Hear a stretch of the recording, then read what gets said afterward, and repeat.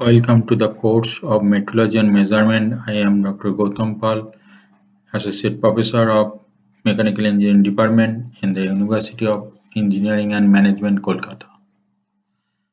Today, my topic of discussion is types of errors in measurement.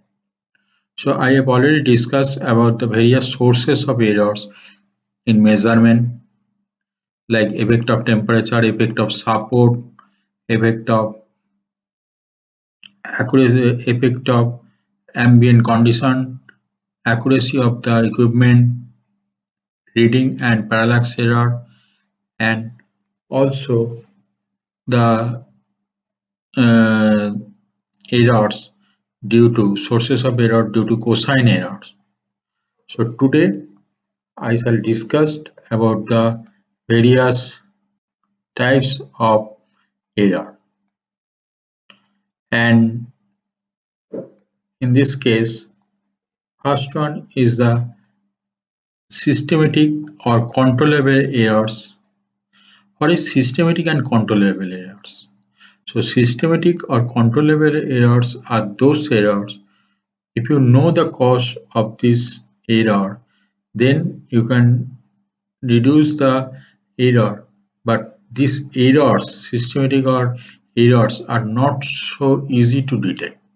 And you cannot reduce the error by constant experiment and by trial and error method, and no statistical analysis will help you to reduce such kind of error. And systematic error means that there are some is related to the accuracy. That means if you reduce the systematic error during measurement, then your accuracy of the measurement will increase.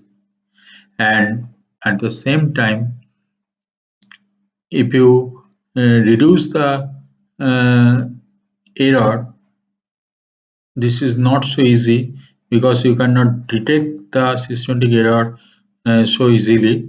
So if you detect the cause of this error, then it can be controllable.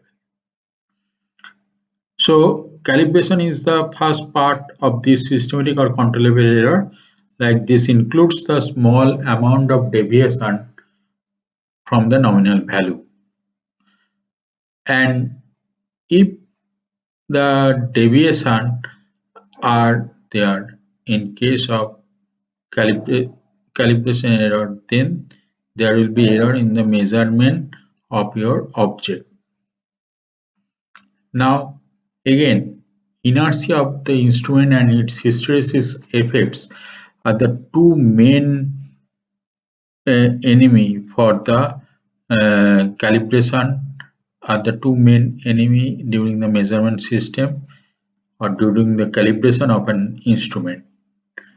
These two, inertia of the instrument is very important, because when you want to uh, when you purchase a new instrument, due to the first, there should be uh, first use. In the case of first use, the inertia, the indicator or the pointer will not move so easily, and also there is some inertia effect. Depending upon this inertia effect, the instrument accuracy and also the hysteresis effect. Hysteresis, what is hysteresis effect? That is when you make one reading and get back to the initial condition, then it will not exactly reach to the initial condition, but it gives some value in the when it get back to the final initial condition. Now remedy is that calibration cards are used to minimize the error. Calibration cards are used to minimize such kind of error. And next is the ambient condition, that I have discussed, that the normal pressure, that is 760 millimeter of mercury pressure, and 20 degrees centigrade are the two criteria of temperature and pressure at specified by the international standard body, and other conditions that are relative humidity, thermal gradient, vibration, and CO2 content of air affect the reading. So the ambient condition plays an important role in case of measurement. Ambient condition like uh, temperature, pressure, humidity, thermal gradient, and also the vibration and CO2 content of the air affect the reading very much.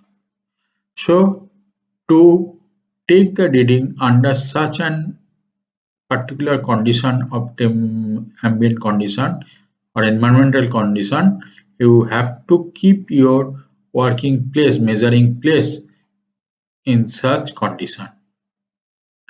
So these are the various uh, ambient condition which is leading to the systematic error.